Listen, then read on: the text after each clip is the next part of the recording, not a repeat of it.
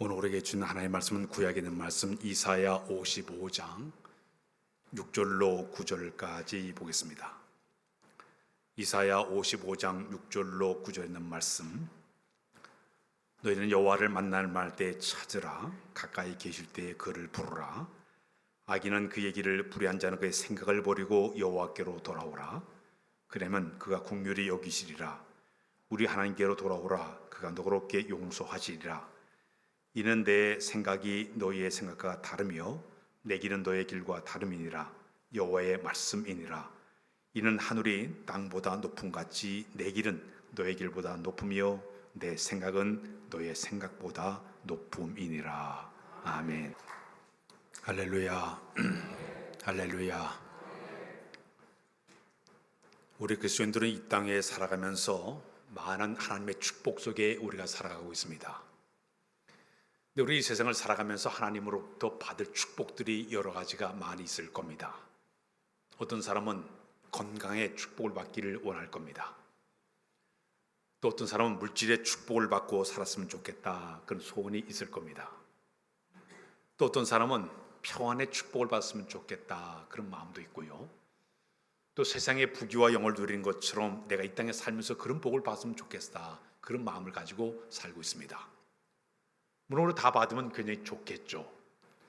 근데 여러 가지 축복 가운데 오늘 아침에 우리에게 가장 중요한 축복이 하나 있다면 만남의 축복, 따라서할까요? 만남의 축복. 이것이 굉장한 축복이라고 볼 수가 있습니다. 우리 인간은 태어나면서부터 만남으로부터 우리가 인생을 살아가고 있습니다.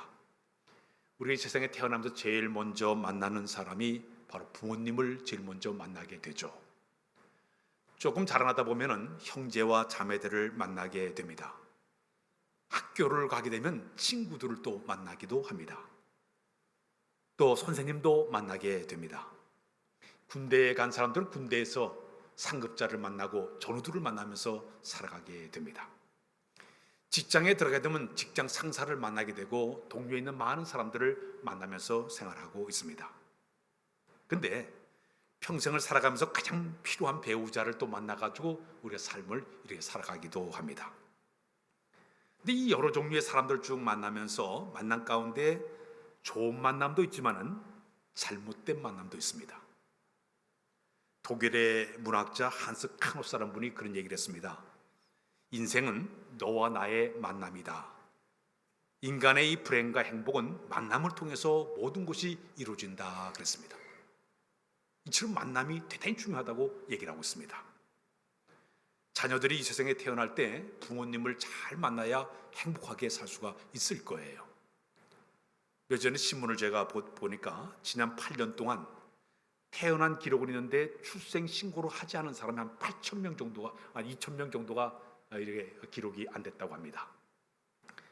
다시 역조사를 하게 되니까 저 수원의 어떤 사람은 자녀가 태어나자 경제 사정이 너무 어려다 보니까 그 아이를 죽여가지고 냉장고에다 2명의 아이들을 집어넣고 살았다고 얘기해요.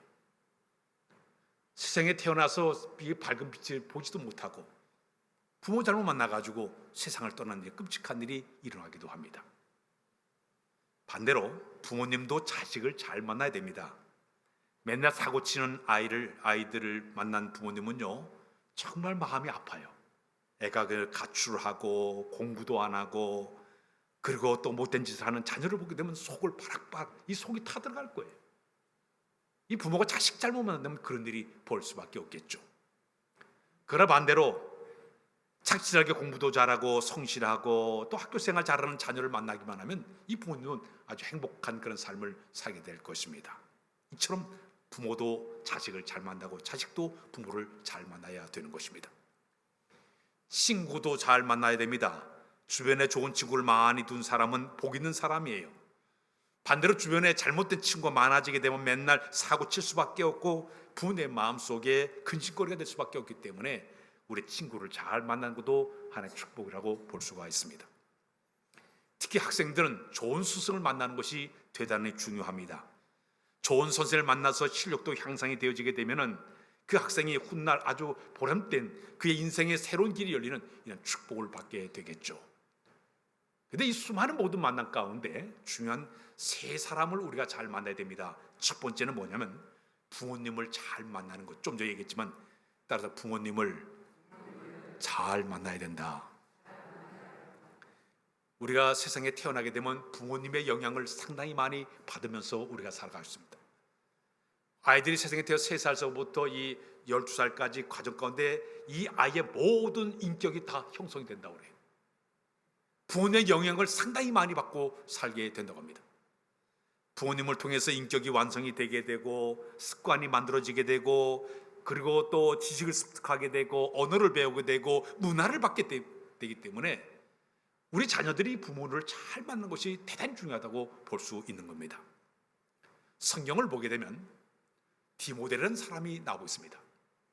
이 디모데는 자기 애주모 로이스와 자기 어머니 유니게를 통해 가지고 아주 아름다운 신앙을 이어받았습니다. 거짓이 없는 믿음과 청결한 양심을 그대로 이어받았어요. 그래서 착실하게 믿음 생활 잘하다 훗날 사도 바울을 만나서 변화를 받았죠.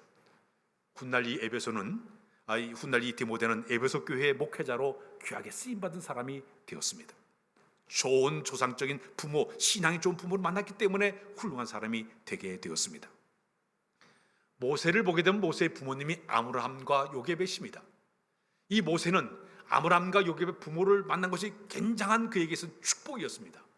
왜냐하면 그 당시에 애굽 나라에서 노예 생활하던 이스라엘 백성들에게 남자아이가 태어나게 되면 전부 다 죽일 수밖에 없는 상황이에요. 다 죽어야 돼요. 근데 이 아므람과 요게벳은 모세가 태어나다 뜩 보니까 그 아이의 얼굴에서 하나님의 영광을 바라보게 됩니다. 혹시 이 아이가 하나님께 귀하게 들어 쓰실 것이다 기대의 믿음을 가지고 그 아이를 다르게 숨겨가지고 키우게 됩니다. 울음소리가 점점 커지게 되니까 할 수 없이 갈대 상자를 만들어서 거기다 모세를 집어넣고 둥둥 떠내리게 만들고 바로 왕의 공주의 아들로 들어가서 애굽의 궁중에 대해서 40년 동안 애굽의 무술과 학술을 잘 배우고 훗날 하나님께 부름받아서 그가 귀하게 쓰임받는 인물이 되었습니다. 이 모세는 태어날 때 자기 부모님을 잘 만났기 때문에 위대한 지도자로 그가 쓰임을 받게 되었습니다. 사무엘상과 사무엘하를 보게 되면 사무엘도 좋은 부모를 만났습니다. 사무엘의 어머니 한나는 자녀를 못 낳게 되니까 하나님께 나가서 눈물로 기도하면서 하나님 저의 태물을 내서 자녀를 주시게 되면 이 아이를 내가 평생 하나님께 드리겠습니다 하고 소원 기도했습니다. 근데 하나님께서 진심으로 눈물의 기도를 들으사 그의 태물을 열어가지고 자녀를 사무엘을 선물로 주었습니다. 이 태어난 사무엘이 어느 정도 젖을 때까지 자라게 되니까 이 어머님이 갔다가 성전에 갖다 바쳤어요. 기도한 대로. 그들이 그가 성전에서 아름답게 봉사하다가 훗날 이스라엘 민족의 사사로 주장으로 선자로 귀하게 쓰임받은 사람이 바로 이 사무엘이었습니다. 믿음의 좋은 부모를 만난 것이 그가 위대한 사람이 되는 과정 속에 있었던 하나의 사건입니다. 이 점 살아가면서 내게 좋은 부모를 만난 것은 이건 대단한 축복이라고 볼 수가 있습니다. 반면에 부모를 잘못 만난 사람들 가운데 잘못된 길로 나간 사람들도 상당히 많이 있습니다. 우리가 잘 아는 야곱은 4명의 부인을 통해서 12명의 자녀를 낳았습니다. 그 4명의 부인 가운데 자기가 제일 사랑했던 그 부인이 라헬이었어요. 근데 라헬이 낳은 그 아들이 첫째 아들이 요셉이었는데 요셉을 끔찍히 사랑하게 됩니다. 그 다른 이복 형제들에게 대한 것은 그 사랑이 조금 모자랐어요. 다른 형제들은 전부 이복 형제는 전부 저 목축업을 해서 다 양 염소 치라고 다 바깥에 내놓고 요셉만 끔찍이 자기 곁에 두고서 채색 옷을 입고 끔찍이 사랑했어요. 이것 때문에 이 편애적인 사랑 때문에 가정 안에 불화가 일어나게 되죠. 이복 형제들이 요셉을 갖다가 미워하기 시작합니다. 끝내는 어떻게 된지 아십니까? 이복 형제들이 요셉을 갖다가 애굽 나라의 옷을 홀딱 벗겨가지고 팔아먹는 일이 벌어지게 됩니다. 훗날 이 요셉은 자기가 사랑했던 요셉을 잃어버린 이 야곱은요 남은 인생을 슬픈 모습 가운데 괴로움 가운데 그가 살게 됩니다. 훗날 요셉이 훌륭한 사람에 대해서 바로 앞에 가지고 요셉이 딱 만났을 때 그가 이런 얘기해요. 내가 나이 130인데 내가 험한 세월을 살아왔습니다 그랬습니다. 왜? 이 잘못된 자녀들의 그 사랑을 잘못 줬기 때문에 이 험한 인생 슬픔 가운데 살던 사람이 바로 이 야곱의 하나의 생애라고 볼 수가 있습니다. 아브라함의 생애를 보게 되면 그는 180세를 이제 향수한 가운데 그의 생애 가운데 한 번 잘못 실수한 적이 있었습니다. 그것이 바로 뭐냐면 자기 하나님께서 아브라함에게 약속하기를 75세의 그 약속지를 내가 자손이 하늘의 별과 같이 바닥에 모래같이 내 자손 힘이 많아지라 약속의 말씀을 주었습니다. 근데 그 약속의 말씀을 끝까지 잘 지켜야 되는데 1년, 2년, 3년, 4년 지나다 보니까 자기의 자녀가 없는 거예요. 10년쯤 되었을 때에 자기 부인 사라를 통해 가지고 그 젊은 여자 하가를 통해 가지고 이스마엘을 낳게 됩니다. 그게 86세에 있었던 사건이었어요. 이 사건은 이 가정에 엄청난 불화를 만드는 사건이 되고 말았습니다. 100세 이제 아브라함이 이삭을 낳아 가지고 자녀를 태어나게 만든 그 가정 안에서 계속적인 불화가 일어나고 싸움이 일어나게 되는 거예요. 그래서 마침내 아브라함이 이스마엘과 하가를 갖다가 쫓아내 버립니다. 근데 그때 일어났던 그 사건이 지금까지도 저 유대인과 아람 민족이 지금도 계속적으로 싸움이 일어나. 이스마엘 후손들이 전부 다 아람 민족이에요. 유대인들이 전부 이삭의 후손들이에요. 지금까지도 분쟁이 끊이지 않고 일어나고 있습니다. 가정 내에서 이 잘못된 만남은 이런 결과를 가져오게 됩니다. 우리가 살아가는 날 동안에 내가 좋은 부부를 만나는 것이 가장 큰 축복이라고 볼 수가 있습니다. 두 번째는 배우자를 잘 만나는 것도 축복이에요. 우리가 인생을 살아가면서 3분의 2가 대부분 배우자하고 나머지 3분의 2의 인생을 살게 됩니다. 좋은 남편, 좋은 아내를 만나서 거머리가 팥불이 되는 것처럼 백렬해로 사는 것은 굉장히 축복이에요. 구약을 보게 되면 이스라엘의 제7대 왕이었던 아합 왕이 결혼했습니다. 누구와 결혼하면 저 시돈 쪽에 있는 엘바할의 우상 숭배하는 바알의 딸 이세벨을 데려다가 결혼하게 됩니다. 이 잘못된 결혼 생활 때문에 이세벨이 와서 온 나라를 갖다가 바알신과 아세라를 완전히 뒤엎게 만들어 버립니다. 하나님의 선자를 죽여버리고 산당마다 전부 우상을 완전 가득 채우고 되니까 하나님께서 그날에 3년 6개월 동안 비가 한 말도 내리는 이런 끔찍한 재앙을 내리는 일이 벌어지게 됩니다. 한 번 잘못된 만남이 이런 엄청난 결과를 가져오게 됩니다. 그러나 신약에 보게 되면 좋은 만남도 있습니다. 우리가 잘 아는 사도 바울을 만난 브리스길라와 아굴라 부부가 있습니다. 성경 전체를 볼 때 가장 모범적인 부부가 바로 이 브리스길라와 아굴라 부부입니다. 이 브리스길라는 로마인이었죠. 아굴라는 유대인이었습니다. 그들 믿음 가운데 신앙생활하던 가운데 사도 바울을 만나게 됩니다. 사도 바울의 좋은 동역자로 그들이 쓰임을 받게 됩니다. 얼마나 사도 바울의 아름다운 동역자로 쓰임받은가 하면 정말 목숨까지 내놓을 정도로 철저하게 잘 섬긴 아주 가장 아름다운 부부의 모습이 바로 이 브리스길라와 아굴라 부부의 모습이었습니다. 사랑하는 여러분, 우리가 세상을 살아가면서 이 짧은 인생 사는 내 부부가 서로 만나가지고 좋은 관계 가지고 믿음 안에서 하나님을 잘 섬기는 이것은 하나님의 축복의 은혜가 되는 줄로 믿습니다. 세 번째 중요한 만남이 바로 스승을 잘 만나야 됩니다. 내 인생의 멘토 역할을 잘할 만한 스승을 만나는 것은 대단한 중요한 만남입니다. 왜냐하면 스승 한번 잘 만나면 성공할 수 있고 실패할 수가 있기 때문입니다. 남북전쟁을 승리로 이끌었던 노예 해방을 했던 미국 나라의 에브라함 링컨 대통령이 있습니다. 16대 대통령이죠. 그는 대통령 취임식에 올라갔을 때 바로 그 취임식 옆에 한 사람을 앉힌 한 분이 있었습니다. 이분의 이름 윌리엄 그레임이라는 사람이었습니다. 이 링컨이 대통령이 되자마자 전국을 다 수소문해가지고 그분을 이제 초청을 해서 취임식 때 옆에 앉으라고 얘기하게 되었습니다. 그분은 앉힌 이유가 있습니다. 그분은 링컨이 24살이 되었을 때에 그는 학교 선생님이었습니다. 그때 링컨이 너무 가난해가지고 학교를 공부를 제대로 포기했던 그 상태다 보니까 자기 집에 여기 있는 그 링컨을 데려다가 머물게 하면서 열심히 그를 가르치기를 시작을 했습니다. 그리고 공부를 포기하려는 그 링컨을 계속 설득하고 격려하면서 문법을 가르치고 정확하고 간결하게 말하는 훈련을 그에게 계속 훈련시켰고 심지어 측량 기술까지 가르치면서 그를 참된 멘토 역할을 잘하게 되었습니다. 방황했던 링컨을 바로잡아준 역할을 해준 그레이면 이 사람이 그 옆에 앉혀놓고 모든 사람들이 본 앞에 내가 오늘 이 대통령이 된 것은 나의 스승이었던 이 그레이면 이 사람 때문에 내가 이런 훌륭한 사람이 되었다고, 대통령이 되었다고 그런 소개하게 됩니다. 한 사람의 이런 스승의 이 아름다운 만남은 이 훌륭한 성공의 이미지를 만들어내는 이런 결과를 가져오게 되는 것입니다. 그런데 우리 예수 믿는 사람들이 이 땅에 살아가면서 꼭 만나야 될 사람이 있습니다. 진정한 만남을 가진 사람이 있습니다. 그는 바로 우리 하나님을 만나야 될 줄로 믿습니다. 오늘 본문에 보게 되면 너희는 여호와를 만날 때 찾으라, 가까이 계실 때에 그를 부르라. 악인은 그의 길을 불의한 자는 그 생각을 버리고 여호와께로 돌아오라. 그리하면 그가 긍휼히 여기시리라. 우리 하나님께 돌아오라. 그가 너희를 너그럽게 용서하시리라. 하나님을 만나는 것은 대단한 축복이 되는 줄로 믿습니다. 반드시 하나님과의 만남이 우리 신앙 생활 가운데 꼭 필요한 하나의 만남이에요.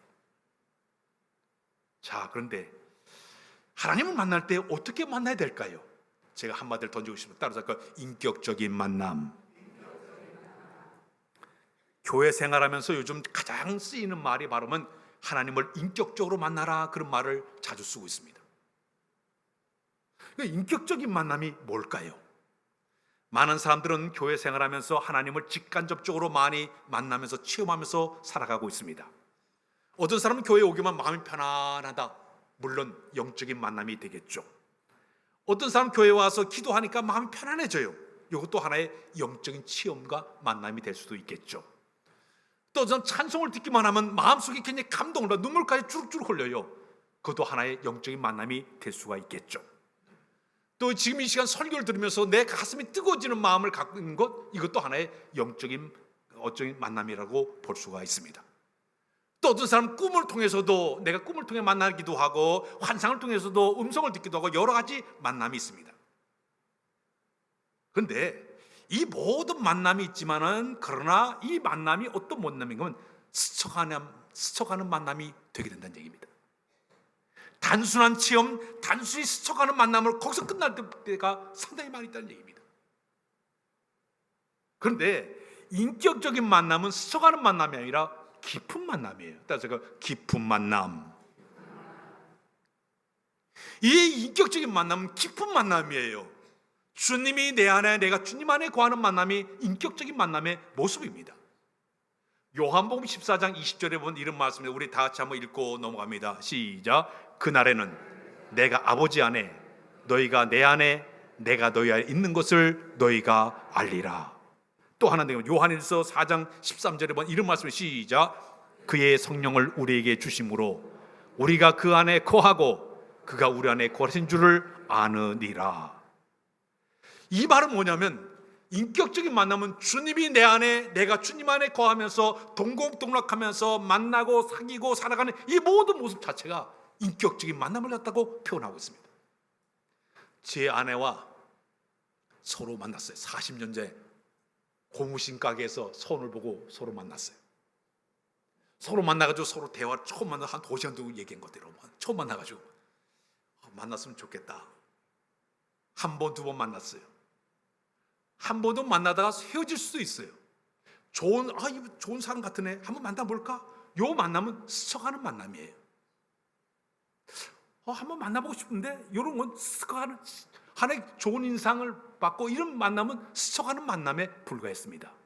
그러나 서로 만나가지고 서로 결혼하게 돼서 지금까지 서로 만나고 사귀고 서로 결혼해가지고 40년 동안 살다 보니까, 오랫동안 살다 보니까 제 아내 눈빛만 봐도 무슨 마음인지 다 알아. 성격도 알아요. 성품도 알아요. 오랫동안 살다 보니까, 같은 공간에 오랫동안 살다 보니까 익혀진 생활을 통해 가지고 다 알게 돼요. 아내에 대해서 알고 아는 저를 잘 알아요. 왜?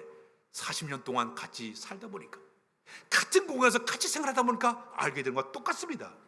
그 이유는 오랫동안 아내와 내가 서로 살다 보니까 서로 아는 것처럼, 우리가 인격적인 만남이, 이 의미는 뭐냐? 스쳐가는 만남이 아닙니다. 찰나적인 만남이 아닙니다. 하나님과의 진전 깊은 교제를 통해서, 때로는 말씀을 통해서, 기도를 통해서, 찬양을 통해서 진정한 주님과의 깊은 만남을 갖게 되고, 하나님의 거룩한 영이 내 마음속에 들어오셔서 그분의 지배를 당하면서 지정의를 지배받는 이 자체가 깊은 만남이 되는 줄로 믿습니다. 이게 바로 인격적인 만남의 모습이에요. 스쳐가는 만남이 아니에요. 찰나적인 만남이 아니에요. 깊은 만남과 내가 주의 뜻을 분별하고 주님이 나를 향하신 뜻이 뭐예요? 기쁨 바라면서 살아가는 이 자체, 기쁜 만남이 있어야 가난한 모습이 되게 된 줄로 믿습니다. 신앙생활 하면서 사람들은 교회만 다니면 다 신앙생활 다 하는 것처럼 생각하고 있습니다. 또 교회생활 오래 하다 보면 찰나적인 만남은 다 해요. 찬양 가운데, 기도 가운데, 말씀 가운데 모든 것은 찰나적인 만남은 누구나 할 수 있어요. 그러나 영적인 주님과의 인격적인 만남은 사람마다 달라요. 주님 앞에 설 때마다 내가 주님과 어떻게 인격을 닮아가며 주의 뜻이 뭐 분별할 만한 거룩한지는 우리에게 인간의 힘으로 되어준 것이 아니라 하나님께서 그를 사랑해야 가능한 줄로 믿습니다. 그 사람에게 이런 마음을 주셔야 그의 마음에서 인격적인 진정 만남을 갖도록 인도해 주게 되는 것입니다.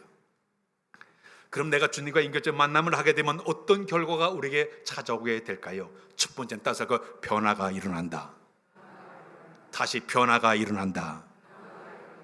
고린도서 5장 17절에 보면 이런 말씀이 있습니다. 우리 잘 아는 시작. 그런즉 누군지 그 소 안에 있으면 새로운 피조물이라. 이전 것은 지나갔으니 보라 새 것이 되었도다. 사도 바울은 담에게서 부활의 주님을 만나기 전에는 그는 자기 멋대로 자기 인생의 삶을 살았던 사람이었어요. 그러나 담에게서도 부활의 주님을 쫙 만나면서 그의 삶에 엄청난 변화가 일어났습니다. 고린도서의 말씀대로 새로운 피조물이 되었습니다. 첫 번째, 그의 신앙관이 바뀌었습니다. 담에서 부활의 주님 만나기 전에 어떤 사람이냐? 그는 율법에 깊이 심취했던 사람이었습니다. 가말렐 문에서 율법을 공부한 사람인데 율법적인 신앙이 꽉 찼던 사람이었어요. 모든 사람이 구원받는 것은 율법을 행하여만 구원받는다, 그렇게 생각했던 사람이었습니다. 율법주의자는 외식적인 신앙을 굉장히 자랑했던 사람이에요. 특히 그는 바리새파 사람이기 때문에 외식적인 것을 굉장히 강조했던 사람이었습니다. 누구보다도 흠이 없고 깨끗하게 살려고 애를 썼던 사람이었습니다. 그러나 부활의 주님을 만나본 다음에 그의 신앙관이 완전히 바뀌어집니다. 율법 신앙이 복음적인 신앙으로 바뀌어지게 됩니다. 자기 의를 드러내는 것이 아니라 날마다 모든 것이 주님 중심으로 모든 삶이 바뀌어지게 됩니다. 그의 모든 신앙관이 완전히 바뀌어지게 됩니다. 더 나아가서 그는요, 인생관도 바뀌어지게 됩니다. 그리스도가 자기 인생의 모든 삶의 전부라고 그는 고백을 하고 있습니다. 과거에는 그가 예수 만나기 전에는 내 중심으로 살아왔는데 직접적으로 주님 만난다면 모든 신앙의 중심이 주님 중심 신앙으로 그의 신앙이 바뀌어지게 됩니다. 더욱이 그는 삶의 목적의식도 바뀌어지기 시작했습니다. 자기는 부활의 주님을 만나기 전에는 자기 율법 학자가 돼 최고의 사람이 되는 것이 자기의 삶의 목적이었습니다. 그는 사내들인 회원이 돼가지고 상당한 지위와 권위를 가지고 모든 사람의 인정받는 사람이 되기를 원하면서 그의 인생의 목적으로 가지고 살아왔습니다. 그러나 담에서 부활의 주님을 만난 다음에는요, 그 모든 걸 다 배설물처럼 다 버렸습니다. 오직 그는 복음을 위해서 증거하는 사람으로 삶을 바꿔지고 말았습니다. 복음을 위해 사는 사람으로 바뀌어지고 말았습니다. 우리 찬양 한번 하겠습니다. 저는 이 찬양 굉장히 좋아하고 있어요. 우리 한번 불러보겠습니다. 주님 오늘 나는 오늘부터.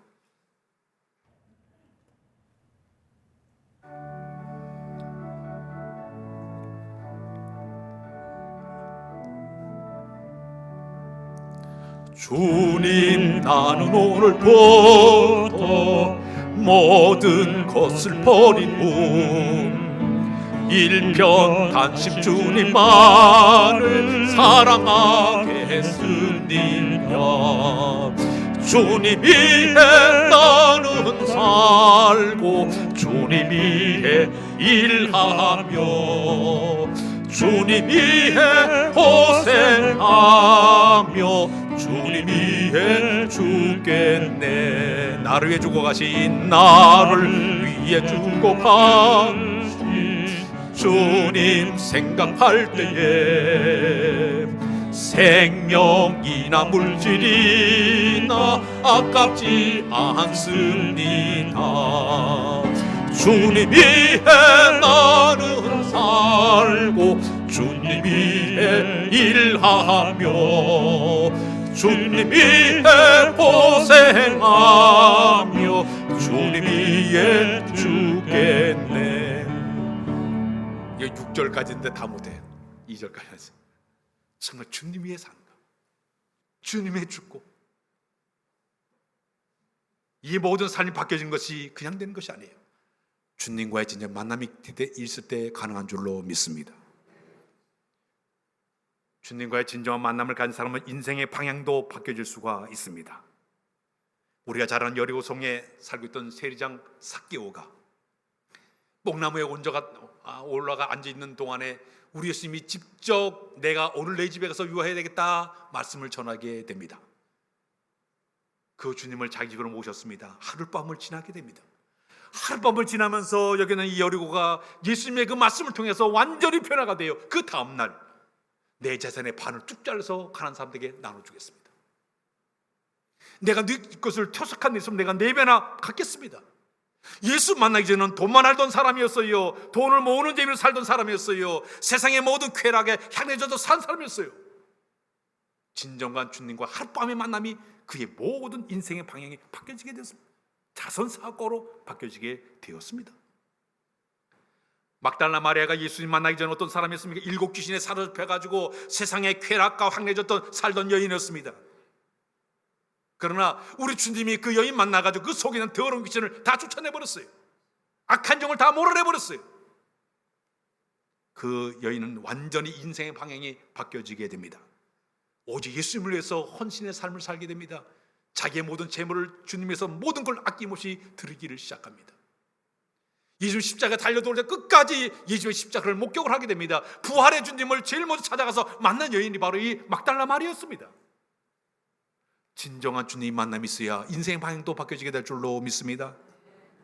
사마리아 수가성의 5 넘는 여자가 우물가 예수님을 만난 다음에 그는 변화됐어요. 생수의 진리를 깨달았어요. 물동이를 벌어두고 동네 들어가서 내가 메시아를 만났다고 증거하는 사람으로 바뀌지 않았습니까? 진정한 만남이 그의 삶의 방향을 바꿔주게 되는 것입니다. 니고데모가 관원이에요. 상당히 높은 지위 있는 사람이에요. 어느 날 밤에 주님을 찾아왔어요. 거듭나의 진리를 깨닫게 됩니다. 그날 그가 예수님을 통해서 상담을 통해 얻은 그 진리의 거듭남의 역사를 그가 체험하게 된 다음에 그는 훗날 예수님의 그 아름다운 예수님의 그 장사 치를 때 그의 아름다운 신앙의 행실이 나오게 되는데 어떻게 되는지 아십니까? 자기가 예수님 장사를 위해서 몰약을 200건 가지고 오게 됩니다. 제대로 다 도망갔는데 자기가 가져온 몰약을 가지고 예수님의 장례를 잘 치르게 됩니다. 그 당시에 자기가 그런 일을 행하는 것은요, 자기 관원이기 때문에 자기 취지가 어떻게 될지 몰라요. 박차장할 수도 있습니다. 그럼에도 불구하고 거듭남의 진리를 들은 그 말씀 때문에 그가 변화돼서 그의 확실한 신앙을 가지고 헌신의 사람으로 바뀌지 않습니까? 주님을 만나야 가능한 줄로 믿습니다. 마지막에 주님 진정으로 만나게 되면요, 껍데기 신앙이 참 신앙으로 바뀌어졌다. 껍데기 신앙이 참 신앙으로 바뀌어진다. 저는 지난주에 설교를 준비하다가 이런 책을 접하게 되었습니다. 당신은 종교인입니까? 그리스도인입니까? 그런 내용이에요. 선교의 이영이라는 분이 쓰신 그 책인데 그 내용을 보고 제 마음속에 많은 것을 깨달았어요. 당신은 종교인입니까? 그리스도인입니까? 종교인이나 이 그리스도인은 다 비슷해요. 그러나 본질적으로 전혀 다른 사람들이에요. 진짜도 있고 모조품도 있다는 얘기예요. 교인들 가운데 예수님 말씀대로 하게 되면 알고도 있지만 축종이 됐던 이야기가 똑같습니다. 종교인은 어떤 사람인가 하면은 그저 교회가 그냥 좋아서 그냥 다니는 거예요. 그 음악이 좋아서 그냥 교회를 다니는 거예요. 목사님 설교 들은 거 유익한 것 같으니까 교회를 다니는 사람이에요. 교인들과 사귀는 것도 즐겁기 때문에 그냥 다니는 거예요. 그냥 신흥 교회에 소속된 사람. 이 사람 뭐 종교적인 의무와 어떤 종교적 의무를 다 해요. 책임도 다 해요. 자, 근데 문제는 뭐냐면 이 종교인의 마음은 진정으로 예수님을 주라 신하지 않습니다. 하나님을 적당히 자기 마음대로 초종하는 사람이라고 그랬어요. 주일 교회 안에서는 신자의 모습이면 교회 밖을 나간 순간 불신자의 모습으로 한 주간 동안 사는 모습으로 살게 된다는 얘기입니다. 주여 주여 하지만은 그 마음속에 진실로 행실은 온전하지 못한 사람의 모습이라고 얘기하고 있습니다. 그분을 이렇게 속에서 종교인의 모습은 마치 돌짝밭 같은 곳에 씨앗을 심는 것 똑같았어. 말씀의 씨앗이 떨어져도 뿌리가 깊게 못 내다 보니까 말씀을 받든 기쁨을 받으나 환난과 핍박을 받게 되면 순식간에 말라버리는 이 모습이 봐도 종교인의 모습이라고 얘기하고 있습니다. 그러나 그리스도인은 다르다고 소개하고 있습니다. 그리스도인은 예수 그리스도를 구주로 믿고 섬기는 사람을 갖다가 참된 그리스도인으로 얘기하고 있습니다. 이 사람은 기독교가 종교라기보다는 은혜를 경험한 자들의 모임이라고 얘기하고 있습니다. 은혜를 경험한 자, 은혜를 경험한 자로서 신앙이 시작이 되고 있습니다. 자기 자신을 구원하신 그 주님 앞에 설 때마다 감격스러운 마음으로, 주님 주신 모든 것에 진정으로 감사하는 마음으로 말씀에 설 때마다 그 말씀을 깨닫고 실천을 노력하게 되고, 하나님 말씀에 순종하려고 노력하게 되고요, 예배자의 모습 나올 때 신령과 진정의 마음으로 예배를 드리고 애를 쓰는 모습이에요. 시간 1분 1초 정말 뜨거운 마음으로 하나님 앞에 경건되이 예배드리는 사람이 참 그리스도인의 모습이라고 얘기하고 있습니다. 하나님을 섬기되 두렵고 떨리는 마음으로 하나님을 섬기기를 시작하라고, 그는 하나님 앞에 드려지는 온전한 신앙의 모습을 갖는 사람들의 모습이라고 얘기하고 있습니다. 특별히 그분의 그 글 가운데는 종교인들은요, 겉으로 드러난 걸 내 초점이 맞춰 있기 때문에 형식을 따지고 책임을 따지고 의만 따지면서 자기 의를 자꾸 얘기하다 보면 위선적인 사람이 될 수밖에 없다는 모습입니다. 그러나 진정한 그리스도인은 모든 것이 다 하나님의 은혜를 기억하면서 예배자저도 감격 주는 예배요, 헌금할 때나 헌신할 때나 봉사할 때 하나님을 진정 사랑하는 마음으로 감격된 마음으로 행한 자들이 진정 그리스도의 모습이라고 이야기하고 있습니다. 오늘 여러분들은 종교인입니까? 그리스도인입니까? 독일의 한 유대인 소년이 하나 있었습니다. 자기 할아버지와 큰 아버지는 유대교의 랍비였습니다. 아버지는 법률가였습니다. 집안 자체가 유대교의 뿌리 깊은 그런 집안에서 그는 자라났습니다.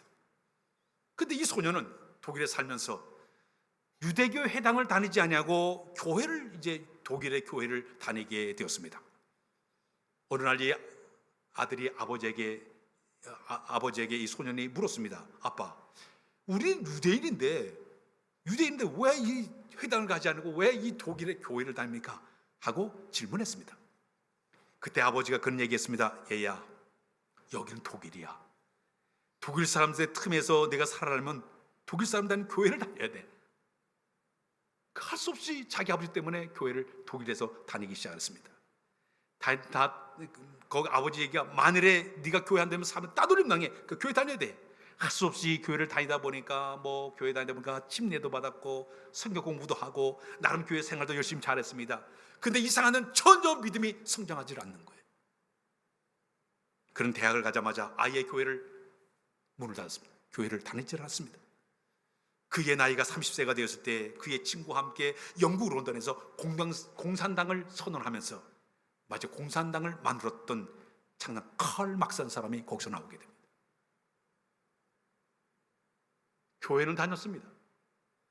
진정 그리스도의 모습이 없었습니다. 종교인 그리스도는 겉으로 볼 때는 다 똑같습니다. 그러나 껍데기 신앙을 가진 사람이 있고 반면에 쭉정이 신앙을 가진 사람이 그 안에 예수 생명이 들어있는 사람들은 달라요. 정말 하나님 마음 중심에 예수 그리스도의 중심에 신앙이 있는 사람과 아닌 사람이 이 차이가, 엄청난 차이가 있다는 얘기입니다. 사랑하는 여러분, 우리 교회 다니다 보면 직간접적으로 영적인 하나님과 만남 다 체험해요. 지금도 다 우리가 신앙생활, 교회생활 다 익숙하게 잘 할 수 있어요. 그러나 가장 필요한 것은 주님과의 인격적인 진정 만남이 있어야 될 줄로 믿습니다. 하나님의 거룩한 영이 내 삶을 지배하는 것이 삶 속에 이것을 증거로 보여주는 삶이 우리에게 있어야 됩니다.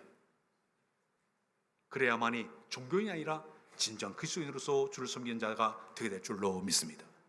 이 성령의 계절에 우리 자신을 한번 돌아보면서 내가 종교인으로서 내가 이런 신앙생활을 하고 있는지, 내가 참된 그리스도인으로서 주를 섬기는 자로 주를 섬기는 자인지 우리 자신을 스스로 돌아보면서 주님과의 진정한 인격적인 만남을 통해서 변화받는 여러분들의 모든 생애가 꼭 되시길 주의 이름으로 부탁드립니다. 걸어가신 아버지, 주님과의 진정한 만남을 갖기를 원합니다. 인격적으로 주님 만나 뵙게 하시고 거룩한 영이 우리 마음을 지배하여 주옵소서. 늘 성령의 탄소를 살아가는 우리 모두로 하나님여 인도하여 주옵소서. 이 아버지 성령 계절에 우리 마음속에 거룩한 영을 새롭게 부어 주어서 확고한 믿음과 신실한 믿음을 가지고 주 성경하도 날마다 은총을 도하여 주옵소서. 예수 그리스도의 이름으로 기도하옵나이다. 아멘.